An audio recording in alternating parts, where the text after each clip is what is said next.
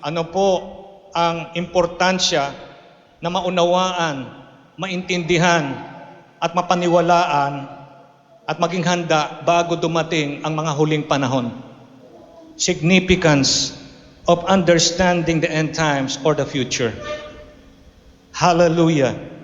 Mga kapatid, mga kaibigan, sabi po sa Bible, Daniel 11:32-33, those who do wickedly against the covenant, he shall corrupt with flattery.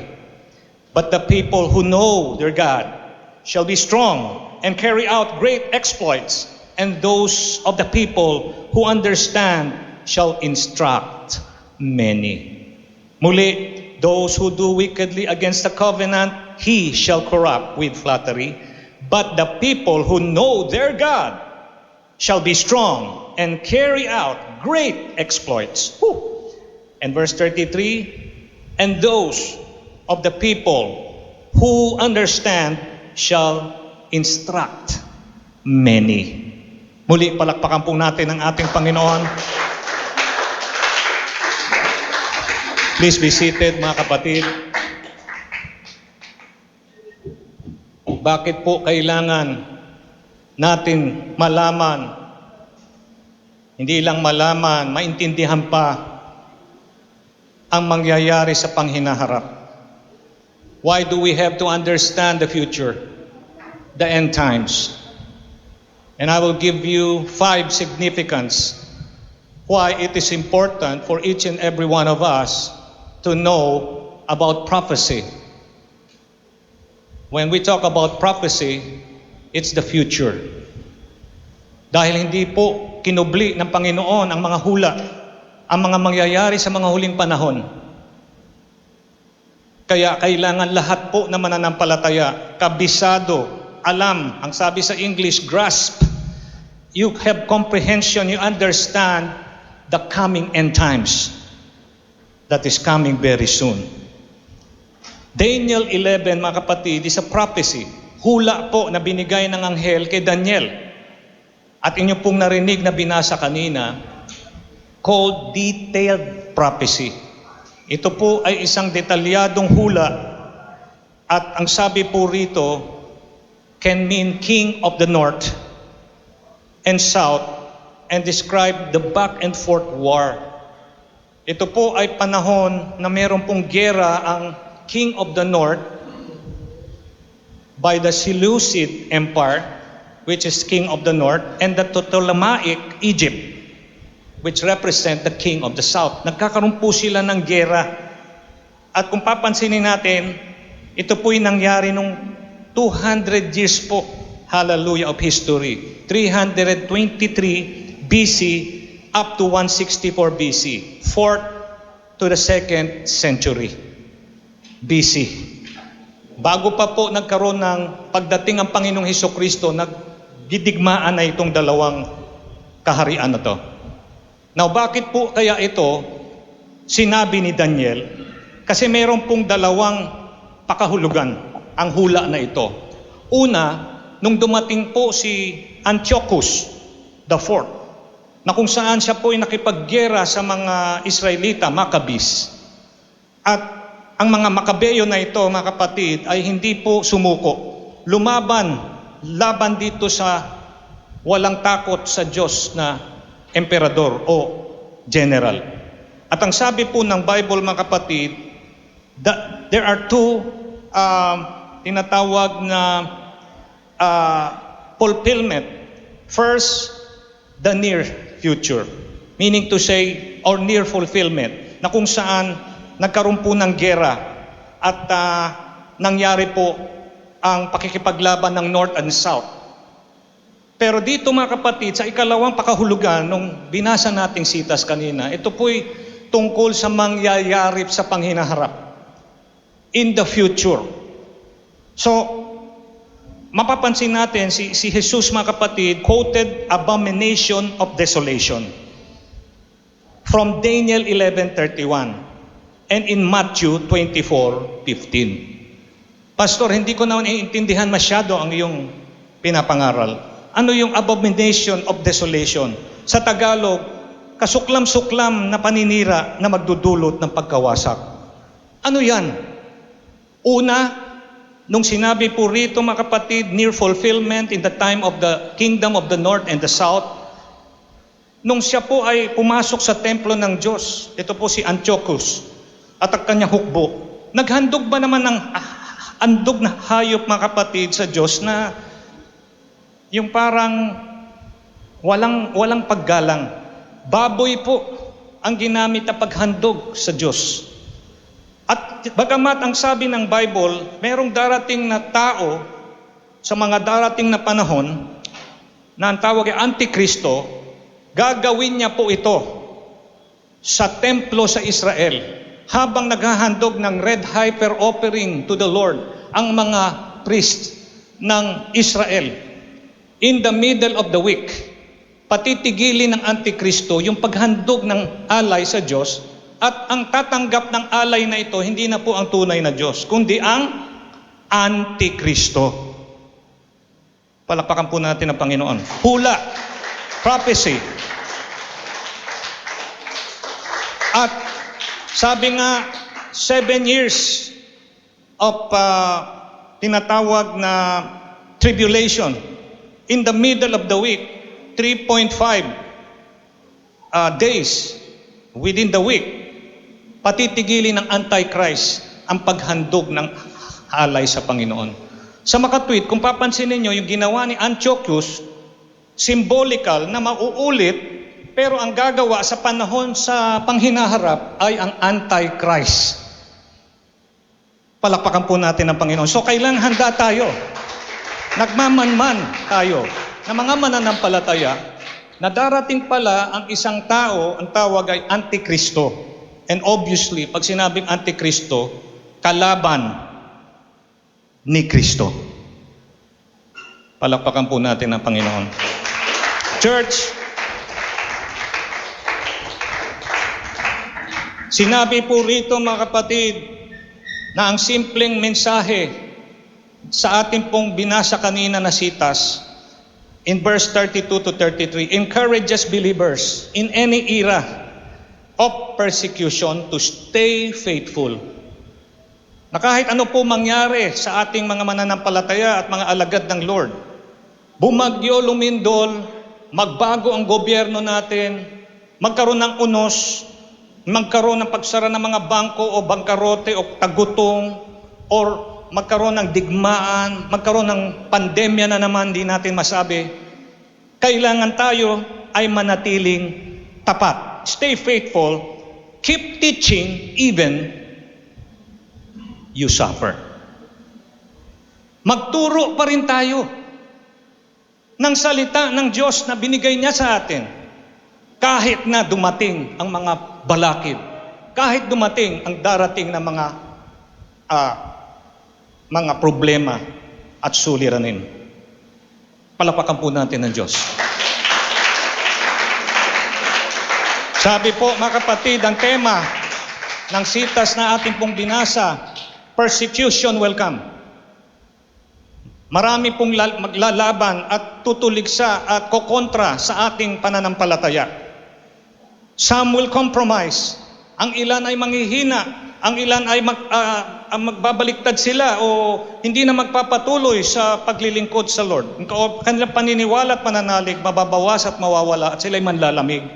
But those who truly know God, sa mga tao na nakatunay na kakilala sa Diyos, ang sabi po ng Biblia, God will allow them to resist and keep on instructing others to be as strong. Oh, hallelujah! Ang mga tunay raw na nakakakilala sa Diyos, mananatiling matibay. At sila mga kapatid ay magpapatuloy na tapat sa Lord, at di lang tapat, kundi sila pa rin ay mag-i-instruct ng kapwa nila na maging totoo at tapat sa Diyos.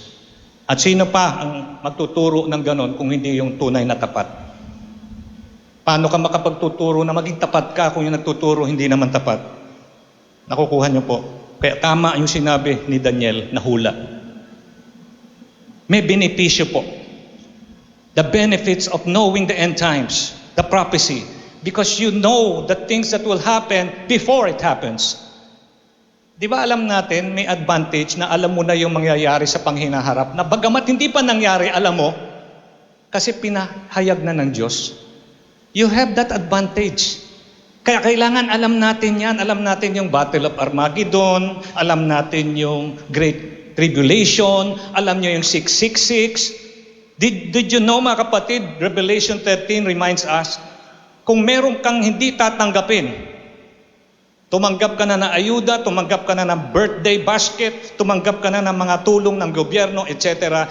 Ang hindi mo lang pwedeng tanggapin, ang marka ng kaaway.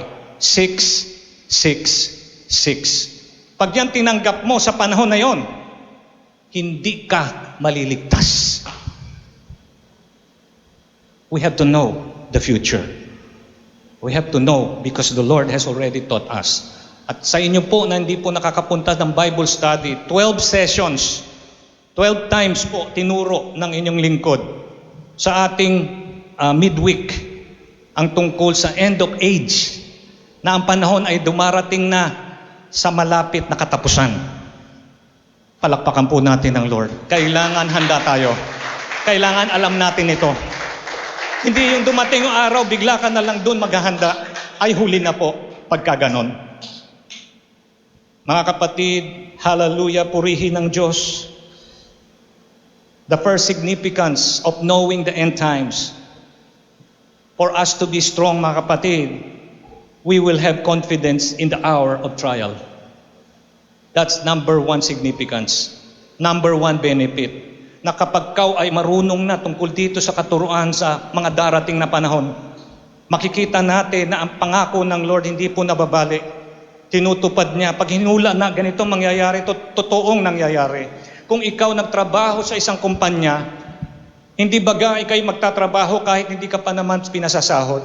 Kasi dahil hinire ka na, naniniwala ka na yung kumpanya na yan, kahit anong pangalan, top 500 bang company in the Philippines, I don't know.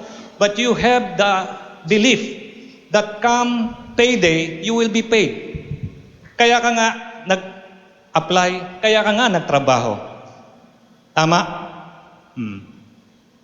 Di lalo na ang Diyos na nangako, kung ikay magiging tapat, ililigtas niya tayo. At pag sinabi niya yan, gaganapin niya yan. At meron pong gantimpala, yung nararapat gantimpalaan. Pero yung paparusahan, ay paparusahan. Kasi sabi sa Bible, John 3, they that do not believe is condemned already. Oh my Lord. Matindi pala ang salita ng Diyos. Hindi lang pinapangaral masyado. Ang pinapangaral, John 3:16. God so loved the world. No, buti ng Diyos, mapagmahal. Maawit tayo. He is so good. Di ba? Napakabuti mo, Panginoon. Napakabuti niya talaga. Pero on the other hand, kung hindi mo tatanggapin yung kanyang hinandog, mga kapatid, na pag-ibig at kaligtasan, nandun po ang condemnation. So, there is justice. Meron pong hustisya na tinatawag. Hindi kanya gagantimpalaan kung ang dapat na tanggapin mo ay parusa. Ganyan ang Diyos nating pinaglilingkuran. At dun raw sa nakakilala sa Kanya ay malakas at kahit may pagsusubok ay tapat. At hanggang sa dulo, siya pa'y nagtuturo sa kanyang kapwa tungkol sa salita ng Diyos. Hanggang sa wakas, palakpakan natin ang Diyos. We will have confidence in the hour of trial. Paul understood that staying steady until Jesus' return will require two things. Paano tayo tatagal? Nasabi siya'y darating ang Panginoon Jesucristo. Paano kung tayo naghihintay at hindi pa siya dumating? Dalawang bagay raw ang importante, patience and tinatawag na endurance. Colossians 1:11. Now, ang patience, pagtsatsaga. Ang endurance, pagtitiis o pagbabata. Sa iba naman pong diksyonaryo, yung patience and endurance, ang ibig sabihin ng dalawang salitang ito, parang parehong pagtitiis. Pero yung endurance, pagbabata. O kahit wala pa, mga kapatid, yung pangako ng Lord, tila nandyan na. bagamat wala pa, ang tawag doon pananalig naman. You believe that the answer is already there when it's just incoming. It hasn't arrived yet, but you believe. That is faith. And yet, if that answer does not come and you still believe, and you continue to follow Him, though the answer hasn't come, faith is transformed to become faithfulness. Yung faith na paniniwala mo na darating yung kanyang sinabing pangako, bagmat hindi pa dumarating, yung buhay mo sa kasalukuyan, patuloy na sumusunod sa Kanya. Kaya yung pananalig, hindi lang natatiling pananalig, naging katapatan pa. Palakpakan po natin ang Diyos. So, ang ibig sabihin mga kapatid, patience and endurance, we need patience because of the delay. Gusto natin nauna. Gusto natin maluto na agad yung ating linagyan ng mainit na tubig.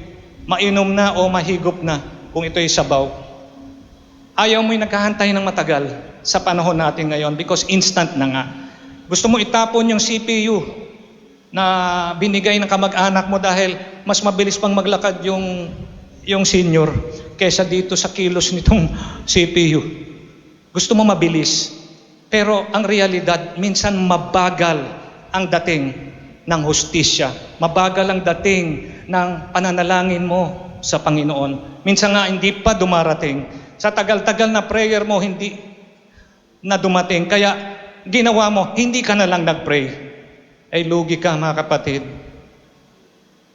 Sabi ng isang Chinese, nung siya po ay hinihinga ng abuloy, kabisi, mag-contribute ka naman dito sa ating gagawing rito sa ating bayan. Meron tayo kasing parang project. Nag-isip yung tao, ang sabi niya, magbigay ako ng malaki, malungkot ako. Magbigay ako ng maliit, malungkot ka naman.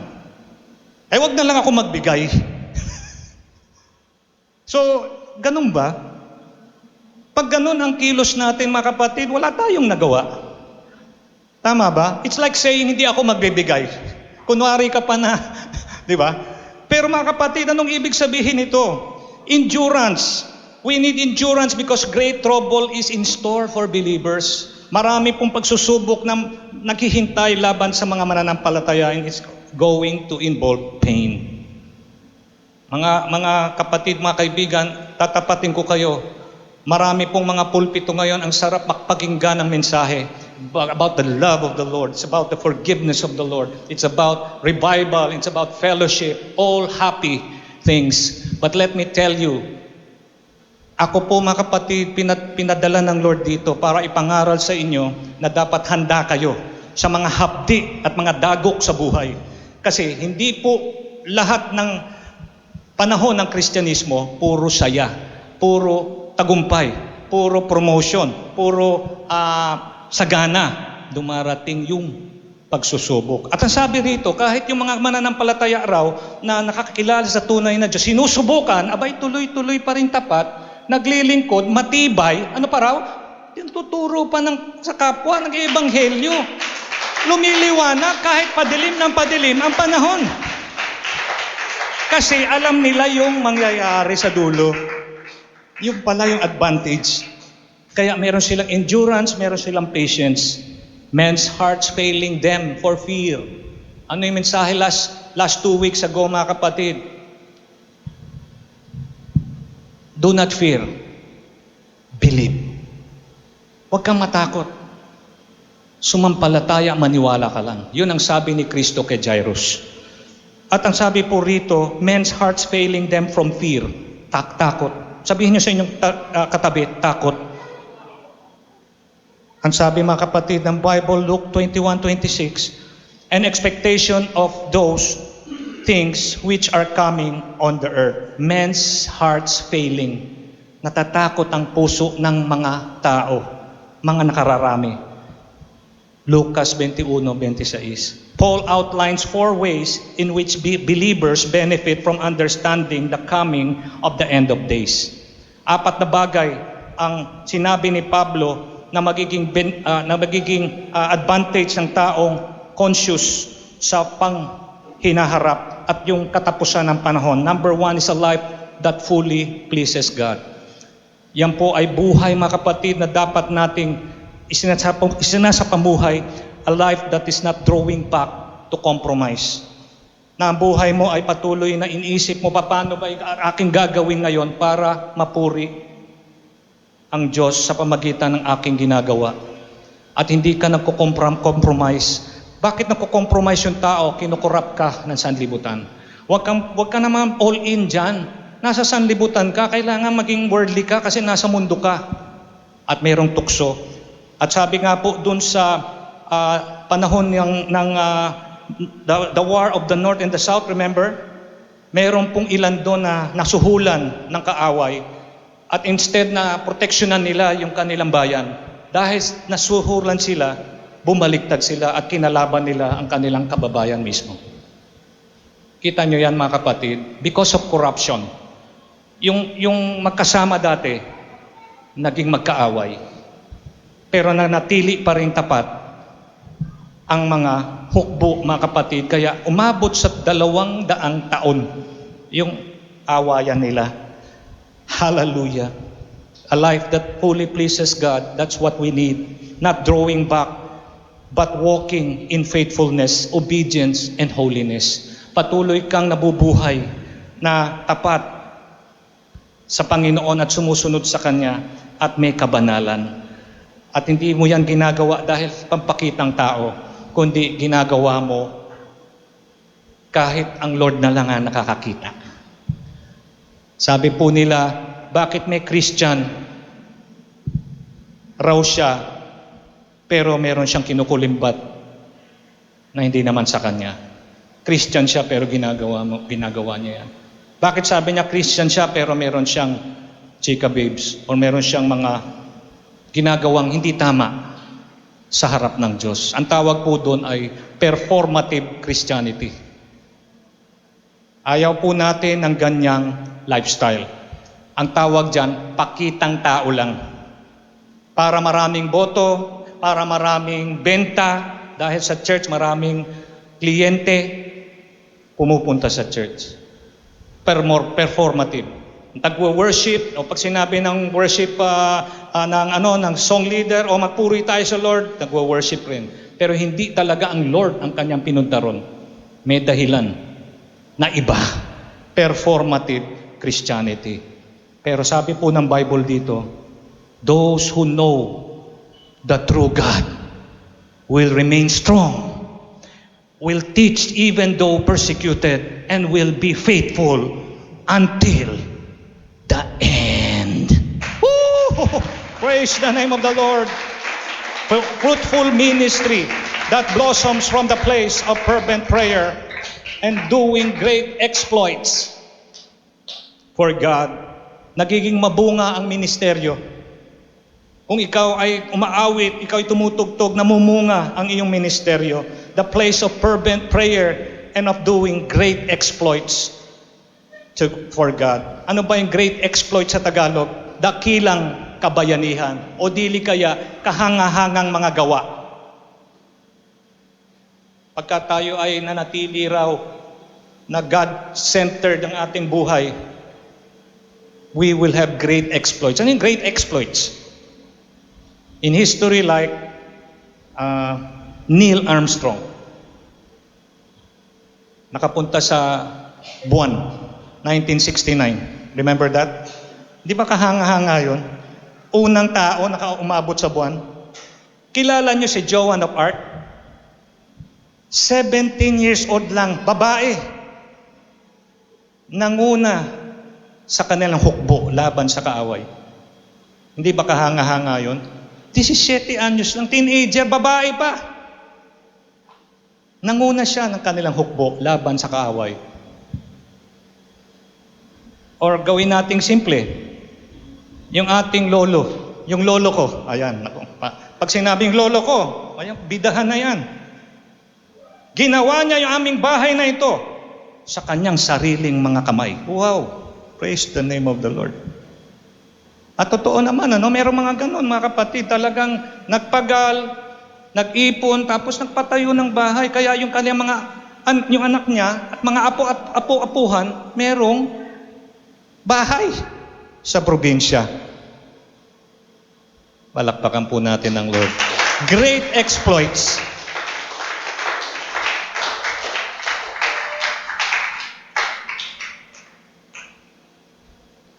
Nagpadala ng pasalubong si tatay.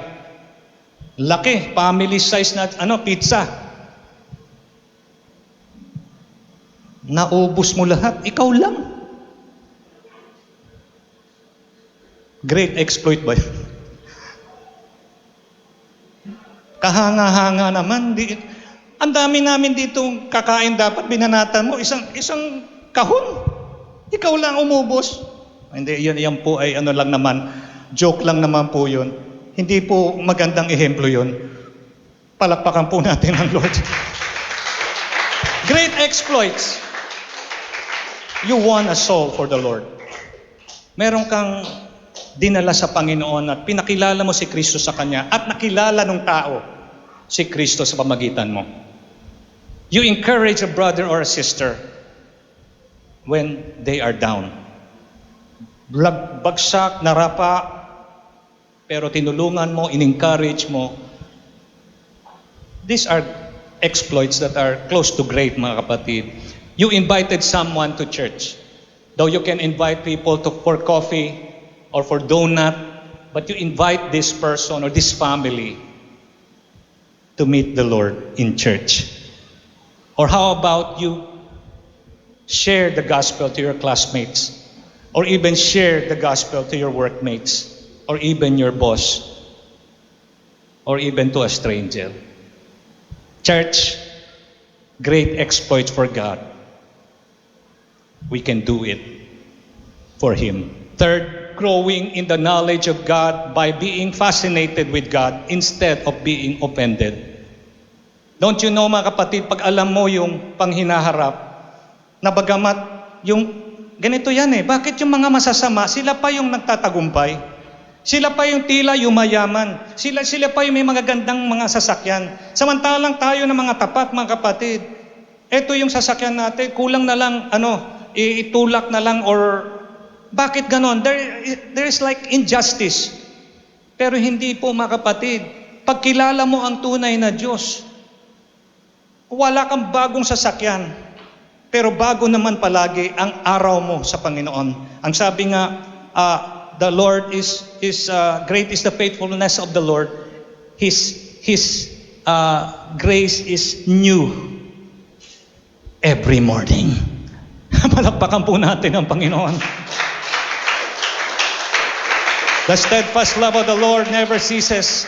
His mercies never come to an end. They are new every morning. Bago palagi. Kaya mga kapatid, iba yung pagpapahalaga ng Kristiyano. Kasi meron siyang iniisip na gantimpala dun sa dulo. At tatanggapin mo yan dahil ang nangako, hindi lang tao. Kung yung tao nangako, babayaran ka pag kayo nagtrabaho, hindi ba lalong gagawin ng Diyos yan? Na siyang lumikha sa atin at never pang sumablay sa kanyang pangako.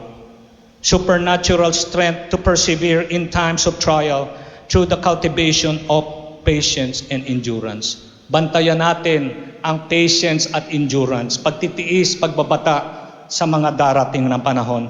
Kasi ang sabi, they that endure until the end, the same shall be saved. Kailangan maging tapat ka, hindi lang sa simula. At pagdating sa gitna, bibitaw ka. Yun po ang malungkot. Sinasabi ng iba, bakit parang hindi buo ng aking naging blessing sa Panginoon? Paano hindi maging buo? Kalahati pa lang ang biyahe mo, umatras ka na. Sige nga, ikaw ba'y gagraduate ka? Meron po kasi mga gagraduate mamaya sa kanilang Sunday school. Gagraduate po sila. Gagraduate ba ang isang estudyante na paminsan-minsan lang umaattend ng eskwelahan ng pag-aaral? Ang tawag doon, failure due to absence. FA, fail. Hindi ka gagraduate. So kailangan mga kapatid, umattend ka at maging tapat. Church, studying the end times gives us understanding that the church will be victorious in the end. Ang church, mga kapatid, sa mga huling panahon, victorious, matagumpay. Sabihin mo sa iyong katabi, matagumpay. Sinabi mo? Pagka sinabing matagumpay, dapat matagumpay nga yung pagsabi natin, matagumpay. Tagumpay! Woo! Praise the name of the Lord. Nagising ko ba kayo? Sa mga taong nakatulog na? Palakpakan natin ang Panginoon. This motivate us to press in and not draw back. Na huwag tayong aatras, kundi magpatuloy sa pananalig.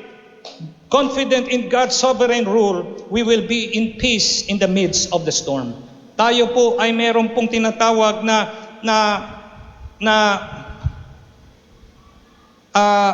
kapayapaan sa gitna ng unos. Significance number 2, we will become people of understanding who prepare others.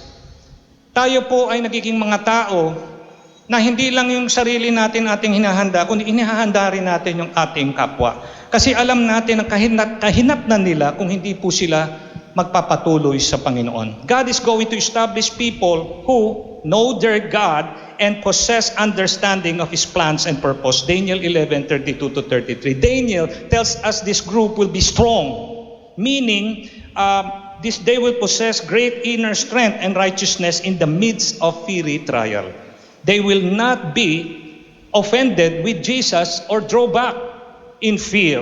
Hindi sila matatakot, hindi sila matitisod sa mga pinahintulutan ng Diyos mangyari sa kanilang buhay, kundi lalo pa silang lumalapit sa Panginoon. They will also do great exploits by being anointed with power from greater works than this. John 14:12. Higit pa sa ginawa ng mga mananampalataya ng unang panahon ay meron pong tayong gagawing kahanga-hangang mga gawain sa tulong ng Panginoon. In addition, these men and women will instruct many by making sense of God's activity to others. So, paalala po sa mga magulang na mga estudyante natin mamaya sa Sunday School na gagraduate po. Bagamat aminin ko sa inyo, meron pong nag-excuse dahil sila po may pinuntahan pong lugar na emergency, kailangan po puntahan nila, hindi po sila nakadalo rito. Pero yung mga ibang mga estudyante natin, yung mga magulang narito, kayo po dapat ang nag-encourage sa inyong mga anak na lalo maging tapat at magpatuloy sa salita ng Diyos. Kasi dito yung instructing others, kasama po yung ating mga anak dyan. Hindi lang ibang tao, kundi yung ating mga sariling anak. Sino po magtuturo sa kanila na magkaroon ng takot sa Diyos hanggang sa wakas, kundi tayo pong mga magulang nila.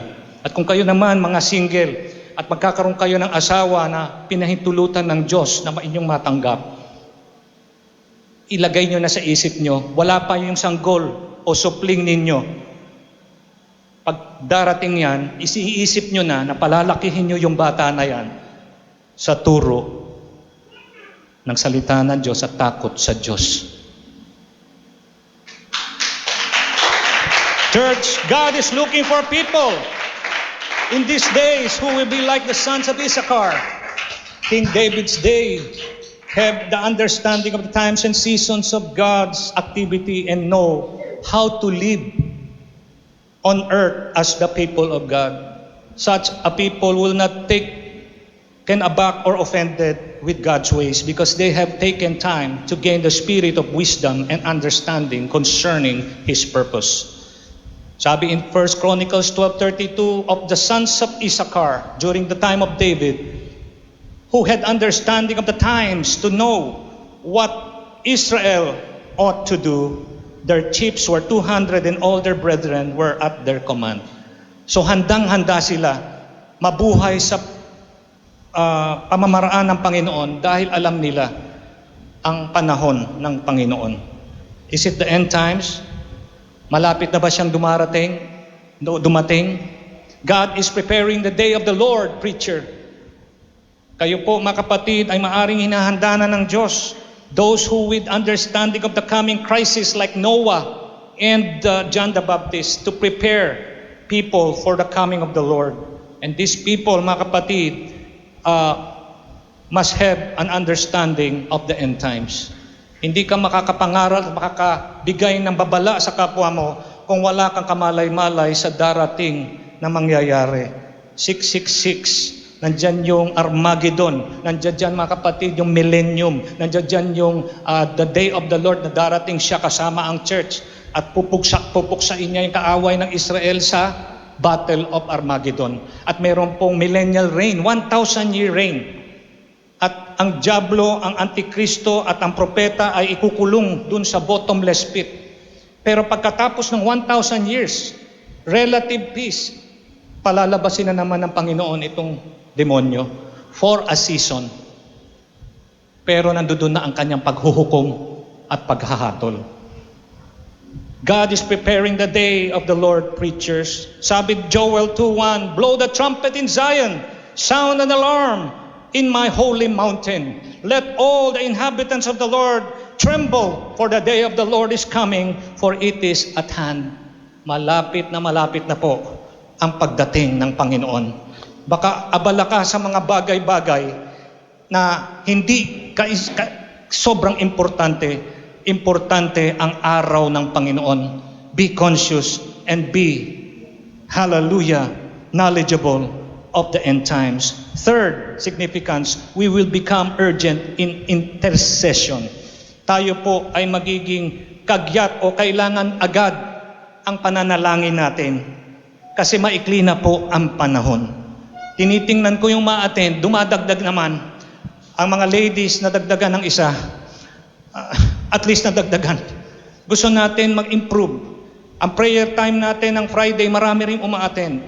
Ang gusto ko lang sana, kasi napag-usapan dati, lahat po ng mga magpe-pray, may representative yung pamilya. Ang napansin ko, yung representative nila, siya at siya pa rin. Bakit hindi yung ibang representative naman? Kung ngayon yung tatay ang nag-pray, baka next week, yung iba namang representative nung pamilya ang mag-pray. Hindi naman po masama yun. Ha? Tama ba? Wala nag-amen? Oh. Ikaw na lang mag-pray. Teka, bakit ayaw mo mag-pray? Marunong ka mag-pray. Baka ayaw mo mag-pray, baka hindi ka na naniniwala. Kaya paalala yan sa Diyos. Hamunin mo sarili mo.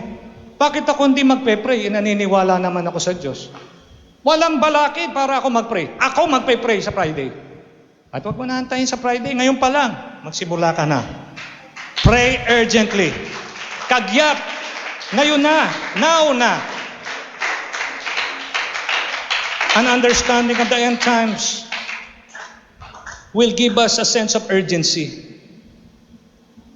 Marami pong namamatay, maraming gera, maraming napapansin nyo sa paligid, no? Parang bilis ng pangyayari. Magugulat ka. Ito ba talaga nangyari ngayon? Urgency. Meron na pong importanteng dapat ipag-pray at yun po'y ngayon na dapat gawin. Prayer can release, stop, minimize God's judgments. Tama ba ako? Yung pananalangin ba, napapatigil niya yung parusa, unos, o bagyo? Hindi ba ang dami na pong nag-U-turn na mga bagyo patungo sa Pilipinas dahil pray ng pray, yung isang kapatid natin, ang pangaran Lemuel. Lord, wag mo pa tulutan. Umulan. Lalo na sa June. Oh my goodness. Matinding prayer yon, pero God can respect that. Kasi talagang daanan tayo ng ulan eh. At panahon ng ulan talaga, Hunyo. Pero yung prayer ni Brother Lemuel, sasagutin ng Diyos yun by way of allowing the rain not to flood their place. Kaya yun ang prayer niya. At naniniwala ako na pwedeng gawin ng Lord, palihisin niya yung ulan para hindi naman muli bahain yung ating kapatid sa lugar nila. I believe that the prayer of the righteous avail much. Hallelujah. Thank you, Lord. Intercession is praying for others. And prayer can release and stop, minimize. Yung big one. Di ba sabi, hinog na Ang lindol na pagkalakas-lakas sa Pilipinas, mangyayari anytime. Bakit wala pa? Ay, hindi ko naman sinabi sana nauna, hindi. Pinipray nga natin, wag na matupad eh. Kasi pag nangyari yan, taob ang ating bansa sa lakas na magiging lindol ng Big One. At ito ang isang church, mga kapatid, na naniniwala sa tunay na Diyos, na pray kahit iilan lang tayo. Ang pinagpe-pray natin, Lord, ang Big One, wag po mangyari. Wag na pong mangyari sa aming bansa. Tanggalin mo na ito, Panginoon, sa pwedeng mangyaring unos sa aming bansa. At salamat sa Diyos, God listens to our requests.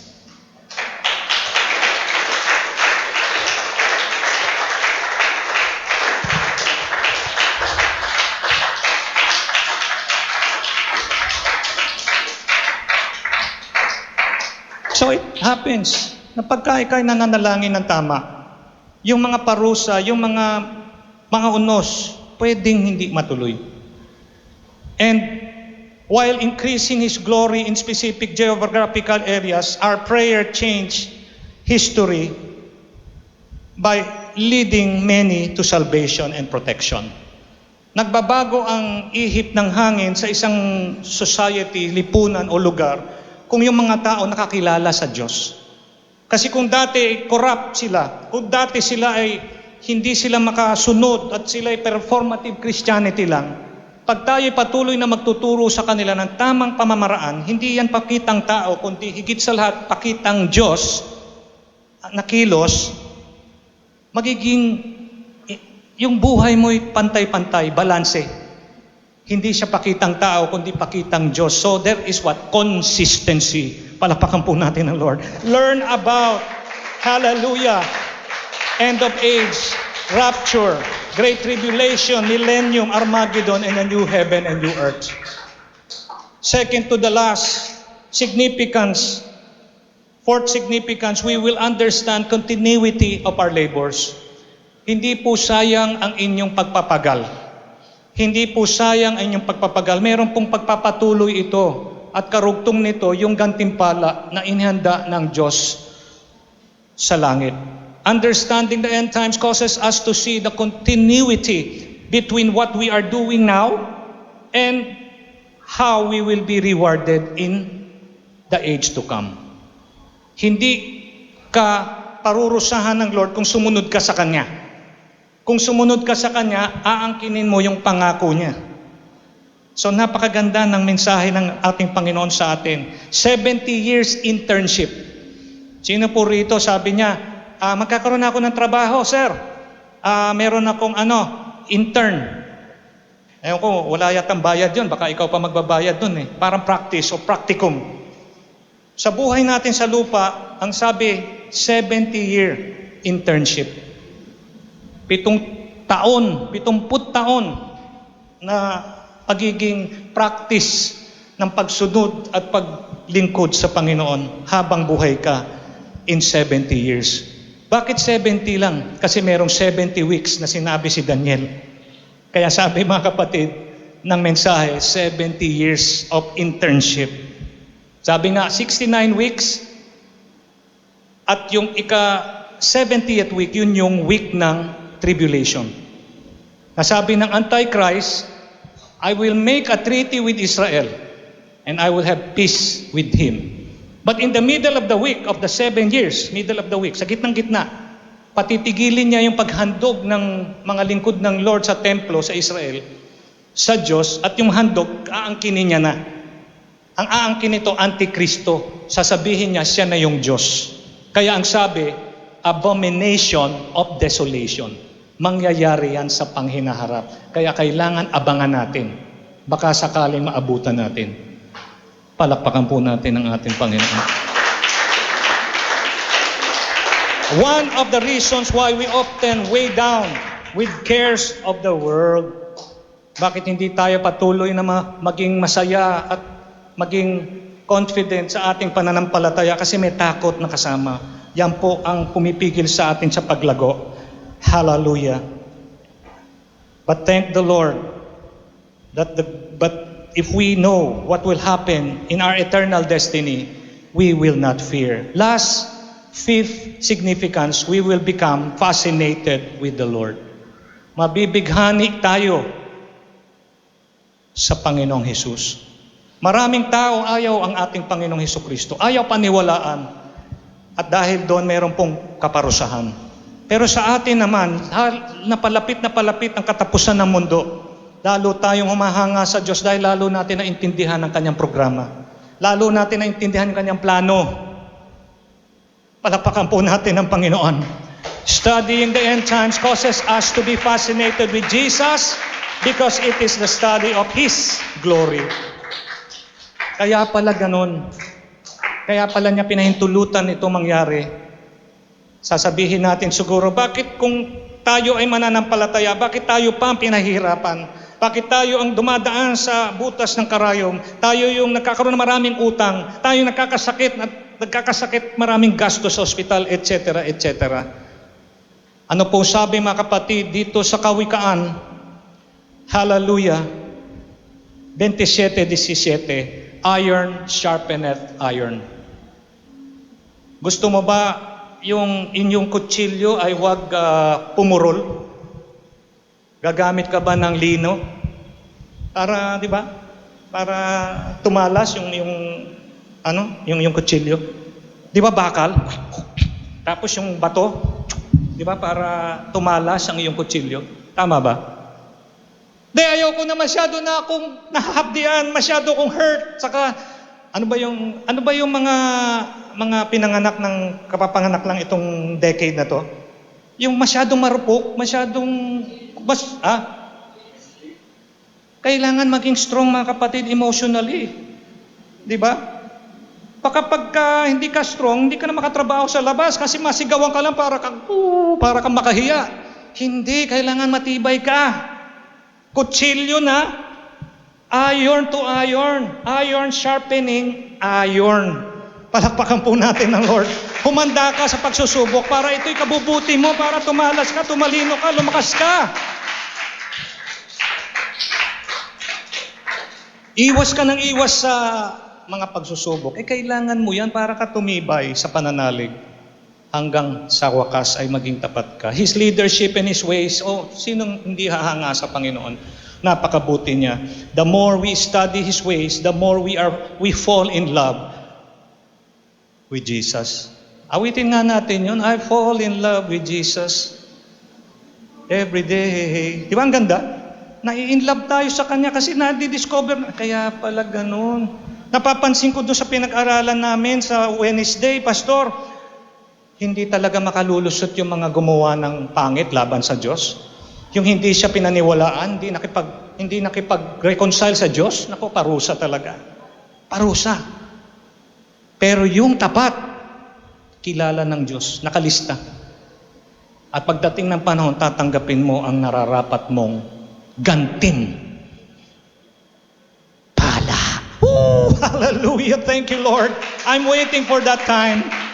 Thank you, Jesus. And in closing, God's clear promise is to end injustice.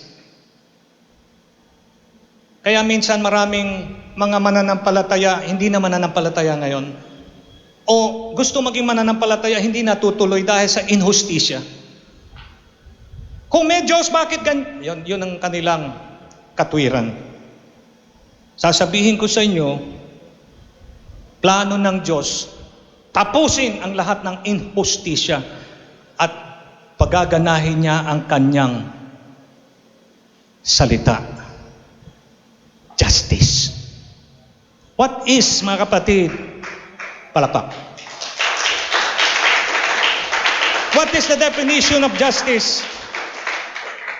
Act of making wrong things right. Kung na-scam ka, papakulong. Yun ang loko sa'yo. At yung niloko sa'yo, ilang libong piso babalik sa'yo, papagbayaran nung nanloko, yung krimen na ginawa niya laban sa'yo. Justice. Kinulimbat yung salapi ng bansa, ay dapat po, harapin yan sa korte. At malungkot, sabi nga nung narinig ko, kapag mahirap ka, RIP. Pag mayaman ka, VIP. Ay bakit ganun? Injustice. Kaya ayoko na eh. Ay huwag kang umayaw. May plano ang Diyos. At yung plano ng Diyos, higit sa plano ng tao at sa mangyayari sa mundong ito, yun ang magaganap. Ano yun? Injustice will be gone because God's plan is to let justice reign. Woo! Praise the name of the Lord. Luke 18, 6-8. And I'll finish with this.